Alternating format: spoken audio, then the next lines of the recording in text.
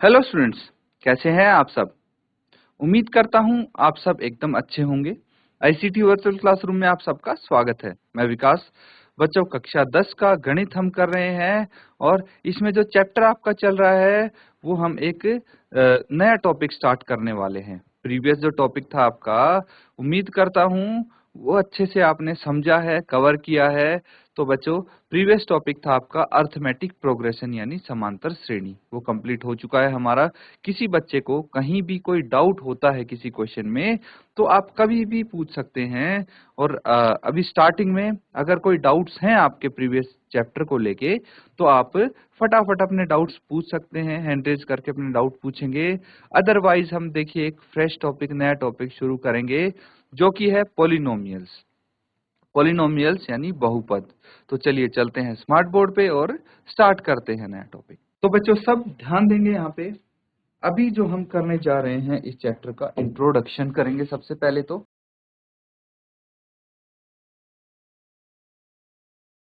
Introduction यानी कोई भी चीज हम अगर पढ़ते हैं किसी चीज के बारे में तो सबसे पहले उसके बारे में जानकारी इकट्ठा करना बहुत जरूरी है।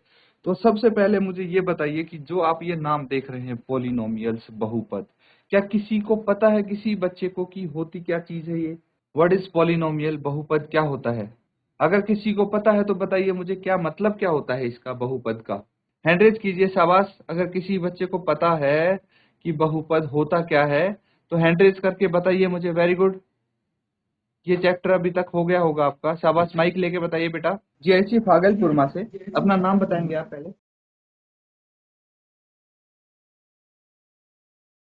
बोलिए बेटा, बोलिए, हेलो आवाज आ रही है आपकी। सर, मेरा नाम संगीता कुमारी है। वेरी गुड बेटा। बोलिए बेटा, क्या होता है पॉलिनोमियल्स, बहुपद? जस्ट मुझे सर, इसके जिसकी बारे में घात क्या दो पता होती है? है। जिसकी घात 2 होती है, पावर 2। दो होती है। अच्छा, और कुछ पता है आपको यस। इसके बारे में? तो बताइए मुझे। वेरी गुड संगीता कुमारी। और कुछ पता हो आपको इसके थैंक यू बारे सर। में? सर, और कुछ नहीं पता है हमें। कोई बात नहीं। आपके स्कूल में हो चुका है चैप्टर या अभी नहीं हुआ है, ये बताइए मुझे। सर, चल रहा है। अच्छा, चल रहा है। वेरी गुड, शाबाश। ये तो बहुत अच्छी बात है। तो बैठ जाएं आप। Okay sir. जीएचएस मनुभाष, बेटा आप बताइए, आप में से कोई नाम बोलिए बेटा आप। सौरभ सैनी। सौरभ सैनी। Very good Saurabh. बताइए क्या जानते हैं आप इसके बारे में? और जो वो चैप्टर है उसकी घात 2 होती है। चर अच्छा, की घात। पावर 2 होती है। ठीक है बेटा, आपके स्कूल में ये हो चुका चैप्टर या चल रहा है अभी? चल रहा है। अच्छा, वेरी गुड, वेरी गुड, बहुत अच्छी बात है। देखिए, जो आपने बैठ जाए आप। जो आपने मेरे को बताया है बिल्कुल सही बताया है, कुछ गलत नहीं है इसमें। जो आंसर दिया है सही दिया है। लेकिन जो मैं आपसे सुनना चाहता था, एग्जैक्टली जो डेफिनेशन है या फिर जो भी है, वो आपने प्रॉपर नहीं दिया है। तो वो मैं बता दूं, ठीक है? बिल्कुल बेसिक से लेके चलेंगे हम यहाँ पे। तो साथ साथ अगर नोट्स बनाएंगे, हो सकता है आपने अपनी क्लास में अभी तक नोट्स नहीं बनाए हों, इसीलिए आपको ये चीज कुछ चीजें स्किप हो गई हूँ। ऐसा कुछ नहीं है, आता सबको होगा। हो सकता है कि कुछ बच्चे बता ना पाए हों। तो चलिए देखिए, आपको सिस्टमेटिक तरीके से आपको ये चीज करनी पड़ेगी। तो सबसे पहले हम बात करते हैं पॉलिनोमियल्स होता क्या है, ठीक है? पॉलिनोमियल्स या फिर बहुपद। तो इस शब्द का मतलब क्या है ये चीज हम समझेंगे।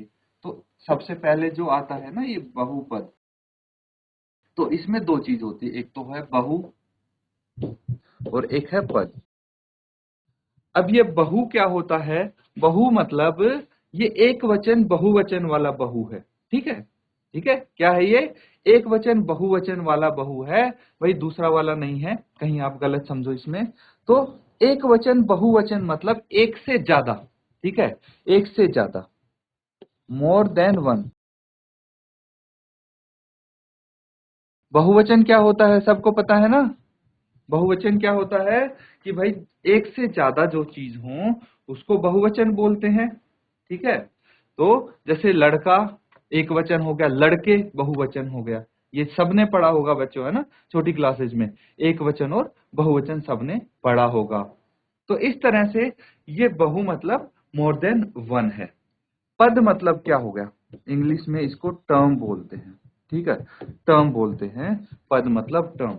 तो पूरे का मतलब क्या हुआ, बहुपद मतलब एक से ज्यादा टर्म जिसमें आए, ठीक है। अब उसमें पावर 2 भी हो जाती है, जो आपने बताया था कि भाई जिसकी टर्म की पावर 2 हो वो भी आता है, उसमें पावर 1 भी आती है, ठीक है, जिसकी पावर 0 हो, जिसकी पावर 3 हो, 4 हो, ये सब पॉलिनोमियल में आएंगे, ठीक है। भाई टर्म्स होती हैं, लेकिन एक चीज ध्यान रखना है कि एक से ज्यादा टर्म जो हों वो होते हैं बहुपद। इसके जो आपको नाम दिख रहा है यहाँ पे बहुपद, इसका मतलब ही यही है। सबसे पहले तो जिस नाम पे आपका चैप्टर है, चैप्टर का जो नाम है वो आपको समझ में आना चाहिए, तभी आगे क्वेश्चन करेंगे आप कि भाई चैप्टर का मतलब क्या है, उसी के आधार पे आपके धीरे धीरे कॉन्सेप्ट बनेंगे। तो समझ गए बहुपद क्या है। अब से अगर आपसे पूछा जाए, कोई भी पूछेगा कि बहुपद क्या है, तो आप ये आंसर दे देंगे, ठीक है। बहुपद यानी एक से ज्यादा पद जिसमें आए उसको बहुपद बोलते हैं। अब देखिए एग्जाम्पल लेते हैं हम। अगर मैं बोलूं ax प्लस बी, ये एक एग्जाम्पल है, समझना बच्चों। अगर मैं बोलता हूं ax प्लस बी, ठीक है, ये बहुपद है या नहीं, ये बता देना। क्या ये बहुपद है? तो इसमें आती हैं दो टर्म, ठीक है, आप बोल सकते हैं यस, यस, हाँ ये एक बहुपद है। क्यों है बहुपद? क्योंकि इसमें दो टर्म्स आती है, दो टर्म्स आती हैं। दो टर्म कौन सी हैं बच्चों? दो पद कौन से हैं? एक तो है ax और दूसरा है b। ये दो टर्म आ गई, एक से ज्यादा टर्म आ गई, इसलिए बहुपद है। यहीं पे अगर मैं एक और एग्जांपल दूं आपको, x बटे y, क्या ये बहुपद है? शाबाश, मुझे बताइए, कौन बच्चा बताएगा कि क्या x बटे वाई बहुपद है या नहीं है? किसको पता है ये x बटे वाई बहुपद है या नहीं है? हाँ या ना में आपको आंसर देना है बस। चलिए भागलपुर से पूछते, जीजीआईसी भागलपुर से बताइए बेटा। सर ये x अपॉन वाई बहुपद नहीं है। वेरी गुड, बहुपद नहीं है ये, नो इसका आंसर है। क्या नाम बेटा आपका? शिखा कुमारी। शिखा कुमारी, बहुत अच्छी बात है शिखा कुमारी, आपने अच्छे से पढ़ाई की है, बैठ जाएं आप। तो x बटे वाई बहुपद नहीं है। मैं इसका रीजन बता देता हूं आपको, ये बहुपद क्यों नहीं है। इसका कारण है, इसका कारण क्या है कि ये सिर्फ एक टर्म है, वन टर्म, मतलब एक पद है। और बहुपद क्या होते हैं, पॉलिनोमियल क्या होते हैं, जहां पे एक से ज्यादा पद आ जाए, लेकिन यहाँ तो एक ही पद है, इसीलिए इसको पॉलिनोमियल नहीं बोलेंगे, ठीक है। चलिए अब देखिए कुछ और एग्जांपल्स हम करेंगे ताकि बेहतर तरीके से आप समझ पाएं, ठीक है। देखिए साथ साथ लिखने की जरूरत नहीं है, मैं आपको समय दूंगा लिखने का, अभी सिर्फ समझना है आपको। तो सबसे पहले देखिए हम ये समझने की कोशिश करेंगे कि अगर आपके सामने कोई चीज आ जाए और पूछा जाए क्या ये बहुपद है या नहीं है, तो अगर हाँ या ना में आंसर देना हो तो आप कम से कम वो आंसर सही दे पाए, ठीक है। उसके लिए आपको इसकी समझ होना जरूरी है। तो बहुपद क्या होता है क्या नहीं होता, ये चीज हम समझेंगे। तो देखिए पता कैसे लगेगा कि भाई कहाँ पे एक टर्म है, कहाँ पे दो टर्म है, ठीक है। अगर मैं किसी से पूछ लूं कि भाई x y क्या ये एक पद है या बहुपद है, कुछ बच्चों के साथ ये कंफ्यूजन हो जाएगा कि भाई एक पद x हो गया, एक पद y हो गया, है कि नहीं। तो बहुपद बोल भी सकते हैं कई बच्चे, लेकिन मेरे हिसाब से ये बहुपद नहीं है। This is not a polynomial. क्यों? क्योंकि मैं इसको एक ही टर्म कंसीडर करता हूं, ये एक ही टर्म है, ठीक है। ये क्या है? एक टर्म है, एक पद है, इसीलिए this is not a polynomial. अब पता कैसे लगेगा हमें कि भाई कि कौन सी एक टर्म है, कहाँ पे दो टर्म है, कितनी टर्म है, ये कैसे पता लगेगा कि भाई किसी भी एक्सप्रेशन में कितनी टर्म्स आ रही हैं आपकी। तो देखिए टर्म्स को हम क्या कर सकते हैं, जो भी टर्म्स होती हैं, terms must be split by, terms को हम स्प्लिट करेंगे प्लस और माइनस से, ठीक है। ये तो हो गया एडिशन, ये हो गया सब्ट्रैक्शन।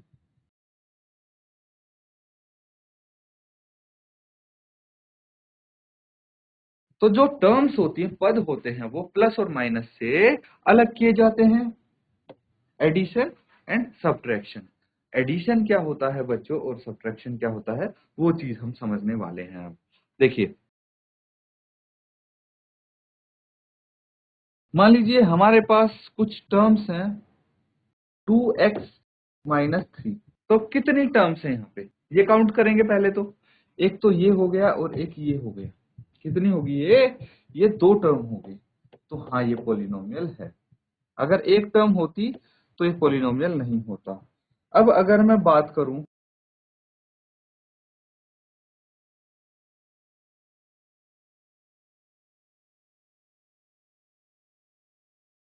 यहाँ पे कितनी टर्म है भाई, यहाँ पे देखिए, कहने को तो बोल सकते हैं एक ये होगी ax, एक होगी b, एक 1/x। नहीं, ये सिर्फ वन टर्म है, इसीलिए this is not a polynomial.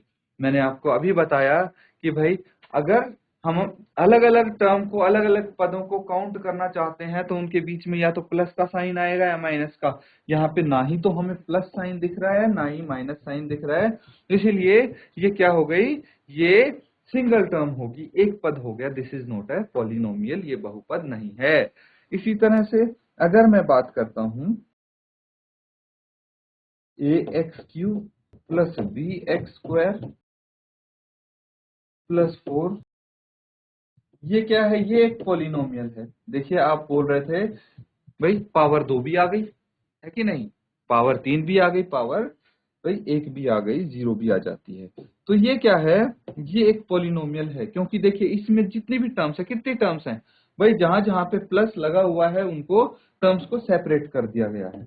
एक टर्म ये हो गई, दूसरी ये हो गई, तीसरी ये हो गई, कुल 3 टर्म है। ठीक है, तो 3 टर्म है, यानी ये पॉलिनोमियल है।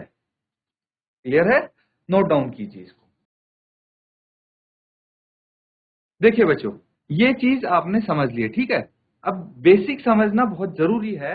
कहीं पे कोई क्वेश्चंस करने के बाद, ये जो चैप्टर है आपका, ये किसके अंडर आता है, ये अलजेब्रा के अंडर आता है। किसमें आता है, अलजेब्रा के अंडर आता है। और जो टॉपिक अलजेब्रा है वो आपका 20 मार्क्स का आता है बच्चों एग्जाम्स में। कितने नंबर का आता है, 20 नंबर के सवाल आते हैं अलजेब्रा से।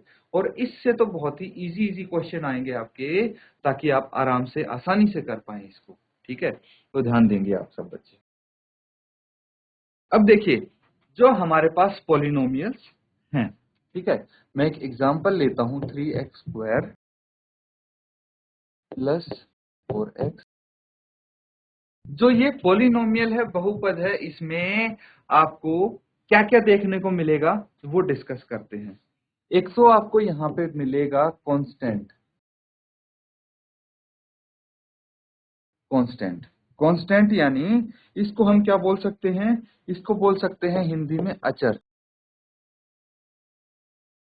कांस्टेंट क्या होता है, अचर इसको हम बोलते हैं। भाई समझने की बात यह है कि अचर होता क्या है। अचर भाई ऐसी चीज होती है, देखिए आप यहाँ पे कुछ चीजें देख पाएंगे, जैसे x हो गया, ये क्या है, ये अचर है। x हो गया, कहीं पे y देखते हैं आप, z देखते हैं, a b c j l, ऐसे करके ये क्या है, ये वेरिएबल हो गए। ये क्या हो गए, ये वेरिएबल हो गए, यानी इनको बोलेंगे चर। वेरिएबल हो गए चर। और जो कांस्टेंट हो गए, जैसे 3 हो गया, 4 हो गया, 5 हो गया, 2 हो गया, 9 हो गया, 100 हो गया, ये सब क्या हो गए, ये कांस्टेंट हो गए। अब समझना बच्चों, इनमें डिफरेंस क्या है, अंतर क्या है। ठीक है, तो ये समझेंगे हम कि कांस्टेंट और वेरिएबल, ये दो चीज आती हैं हमारे पास। जो पॉलिनोमियल्स हैं उस उनमें दो टर्म्स आती हैं। बाकी क्या आते हैं, बाकी सिंबल्स आते हैं बीच में, प्लस माइनस इनटू, ठीक है, डिवाइड बाय, ये सब साइन आते हैं। अब ये दो चीज हम समझेंगे। देखिए, जो कांस्टेंट होता है, कांस्टेंट कुछ ऐसा मान लीजिए, मैं एक उदाहरण देता हूं आपको। मान लीजिए कुछ दोस्त होते हैं आपके, ठीक है, कुछ दोस्त होंगे बहुत पहले से आपके, अच्छे दोस्त होंगे बचपन से, हैं? हमेशा समय पे वो दोस्त काम आते हैं, हमेशा आपके साथ रहते हैं। मतलब जब आपको जरूरत पड़ती है तब वो आपके साथ खड़े रहते हैं, वो कभी नहीं बदलते। कुछ ऐसे दोस्त होते हैं जो कभी चेंज नहीं होते, वो हमेशा आपके लिए वैसे ही रहते हैं।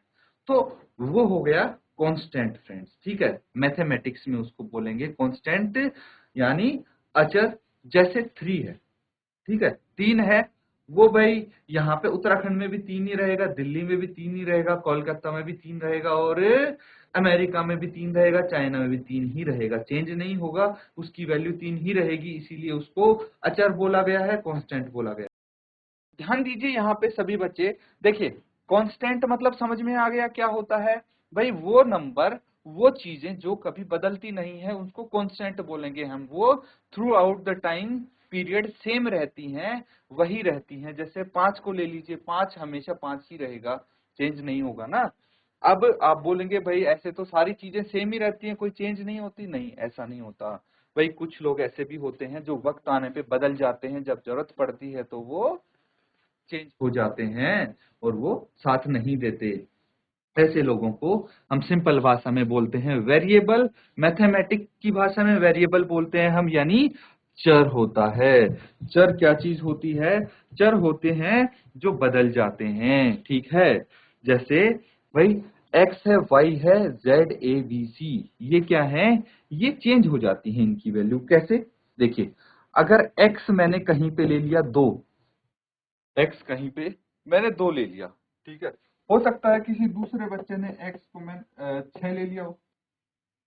x की वैल्यू आप निकालते भी होंगे तो कहीं पे x 2 आ रहा है, कहीं पे x 6 आ रहा है, कहीं पे x 5 आ रहा है, कहीं पे 100 आ रहा है, कहीं पे 150 आ रहा है। तो चेंज हो रही ना वैल्यू, तो इसी को हम वेरिएबल बोलते हैं। देखिए यहाँ पे भी हमारे पास वही चीज है कि x जो है वो क्या है? वेरिएबल है। तो इसमें वेरिएबल आते हैं, कांस्टेंट आते हैं, कांस्टेंट आप देख सकते हैं, और सिंबल्स होते हैं हमारे पास। तो ये चीज है, इस चीज का आप ध्यान रखेंगे। इसमें क्या क्या आता है बच्चों? एक वेरिएबल आता है, एक कांस्टेंट आता है। अब समझना पॉलिनोमियल्स में होता क्या क्या है, वो चीज हम यहाँ पे डिस्कस करने वाले हैं। A polynomial has a polynomial में क्या क्या होता है? सबसे पहले तो पद होते हैं, टर्म्स होते हैं, ठीक है। जैसे ये एक टर्म हो गई, एक टर्म ये हो गई, एक टर्म ये हो गई। तो टर्म्स होते हैं, पद होते हैं, ठीक है। हिंदी में भी, अगर आपको इंग्लिश में कोई चीज समझ में नहीं आती, मैं साथ साथ दोनों लैंग्वेज में आपको बताता रहूंगा। फिर आते हैं कांस्टेंट। अभी हमने पढ़ा कांस्टेंट क्या होते हैं, तो वो आते हैं यानी अचर। फिर आते हैं वेरिएबल्स, यानी जो चेंज हो जाते हैं, यानी चर, ठीक है।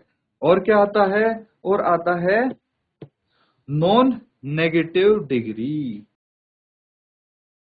Non negative degree. भाई नॉन नेगेटिव डिग्री क्यों लिखी है? पॉजिटिव डिग्री भी तो लिख सकते हैं। ये चीज समझना बच्चों। आप देखिए, आपने एक चीज देखी होगी भाई, x की पावर 3 क्या है? x की पावर 3 एक पॉजिटिव डिग्री है, x की पावर 2 पॉजिटिव डिग्री है, x की पावर 1 पॉजिटिव डिग्री है, x की power 0, 0 neither positive nor negative, ठीक है। इसीलिए x की पावर 0 भी आता है। इसमें आता है क्यों? क्योंकि x की पावर 0 को हम क्या लिख सकते हैं? 1 लिख देते हैं, ठीक है। जिसकी घात 0 होती है उसको 1 लिख देते हैं। और यहाँ पे देखिए, अगर 5 है, ठीक है, ये इसकी बात कर रहे हैं, अगर 5 के साथ x की पावर 0 होती तो ये क्या आ जाता? 5 ही तो आता, बिकॉज 5 इंटू 1, x की पावर 0 की जगह 1 आ गया, तो ये 5 ही आएगा। इसीलिए नॉन नेगेटिव डिग्री होगी, मतलब जो भी पॉलिनोमियल होगा उसमें x माइनस 3 ऐसे नहीं लिखा होगा बच्चों, ठीक है। ये गलत हो जाएगा, ये पॉलिनोमियल नहीं होगा। फिर ये चीज समझनी है आपको। तो एक नॉन नेगेटिव डिग्री हो जाती है, और एक चीज आती है जिसको हम बोलते हैं स्टैंडर्ड फॉर्म।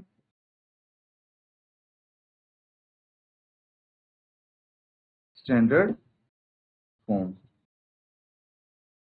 स्टैंडर्ड फॉर्म क्या हुई बच्चों? स्टैंडर्ड फॉर्म अगर हम देखें तो देखिए, जैसे इसी का एग्जांपल लेते, 3x² प्लस 4x प्लस 5, तो ये एक स्टैंडर्ड फॉर्म में है।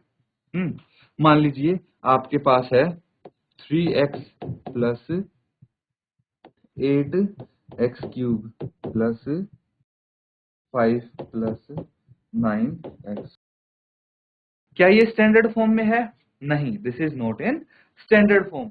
ऐसा क्यों बच्चों? ये स्टैंडर्ड फॉर्म में इसलिए नहीं है क्योंकि देखिए यहाँ पे x की पावर 1 आ गई, यहाँ पे x की पावर 3 आ गई, यहाँ पे x की पावर 0 है, यहाँ पे x की पावर 2 है। तो x की पावर्स क्या है? कभी कम आ रही है, कभी ज्यादा आ रही है। स्टैंडर्ड फॉर्म में क्या होता है, या तो x की पावर को हम डिक्रीजिंग ऑर्डर में लिखेंगे या इंक्रीजिंग में। जैसे सबसे ज्यादा x की पावर है वो सबसे पहले लिख दी वो टर्म, ठीक है। जिस टर्म में, जिस पद में x की पावर सबसे ज्यादा है वो सबसे पहले लिखी, फिर उससे कम 9x स्क्वायर है x की पावर, तो उससे कम वाली लिख दी, फिर जिसमें x की पावर उससे भी कम है वो लिख दी, और फिर जिसमें सबसे कम है वो लिख दी। तो ये एक स्टैंडर्ड फॉर्म। तो हम स्टैंडर्ड फॉर्म में इनको लिखेंगे, ये चीज भी आपको। देखिए बच्चों, अगर आपको बेसिक चीजें समझ में आ गई तो फिर उसके बाद चैप्टर के कोई भी क्वेश्चन हो आप समझ भी पाएंगे और अपने आप से कर भी पाएंगे। इसको नोट डाउन कर लीजिए, ये हैं कुछ आपकी बेसिक टर्म्स इस चैप्टर में यूज होने वाले। तो बच्चों यहाँ पे जो हमने अभी देखिए कुछ टॉपिक किए हैं, ठीक है, बेसिक कॉन्सेप्ट इंट्रोडक्शन सीखा है, और हम कुछ क्वेश्चंस इसके आधार पे अगले सेशन में करेंगे, क्योंकि सबसे पहले बेसिक आपको आने चाहिए। डायरेक्ट हम क्वेश्चन स्टार्ट कर देंगे तो ज्यादा से ज्यादा भाई वही क्वेश्चन कर लेंगे जो यहाँ पे मैं करवाऊंगा आपको, लेकिन बाकी अगर कोई घुमा फिरा के क्वेश्चन आ गए तो वो नहीं कर पाएंगे। इसीलिए बेसिक कॉन्सेप्ट समझना जरूरी है। उसके बाद कहीं से कोई सी बुक से उठा के कुछ भी क्वेश्चन आपको दे दिया जाएगा, आप कर पाएंगे। इसीलिए आज मैंने बेसिक हमने इंट्रोडक्शन किया है, अगली बार हम कुछ क्वेश्चन करेंगे। इसी के साथ स्टूडेंट्स आज का सेशन यहाँ पे एंड करेंगे। Thank you and have a nice day.